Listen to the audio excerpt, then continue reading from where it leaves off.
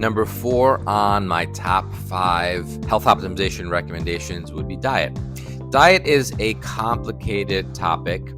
There is no one diet fits all for everybody. There are some really great general recommendations that I do believe apply to everybody. But in terms of diet, really diet's a spectrum. There's a whole spectrum of different types of diets around the world, different cultural diets, and also in terms of health, what I've seen in clinical practice work for certain people, certain sexes, certain ages that don't apply to everybody. And so if you're dealing with a chronic illness and you're a woman in your 70s, your diet's gonna be very, very different than if you're a young man in your 30s who's trying to build muscle and is very, very healthy. So the spectrum of diets, on the one end, we have carnivore type diets, which are devoid of anything but animal sources of protein and nutrients and calories, meats and dairies.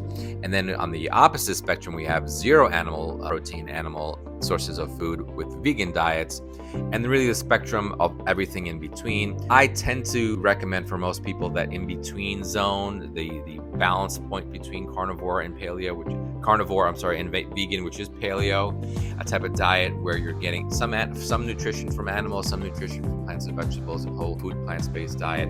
For most people, living somewhere in the middle is ideal. Thinking about, really you can have benefit from either side, and have seen people benefit from either side. It really depends on so many different factors, and you can't make just one blanket statement. But in general, the paleo type of diet, whole foods plant-based paleo type of diet really works well for the majority of people at getting enough protein, getting enough nutrients throughout your day.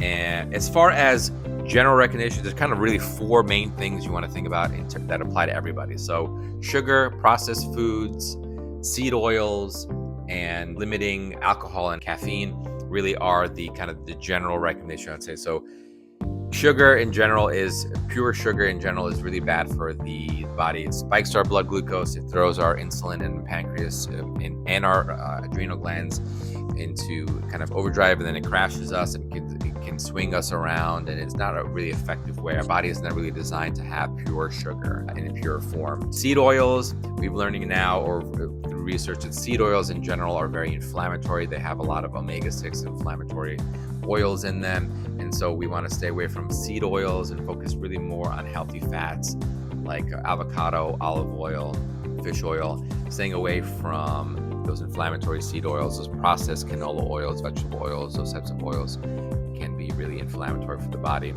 Processed foods in general we want to stay away from because those are high in chemicals, high in different preservatives and heavy metals and things that are just generally nasty for the body. And then alcohol and caffeine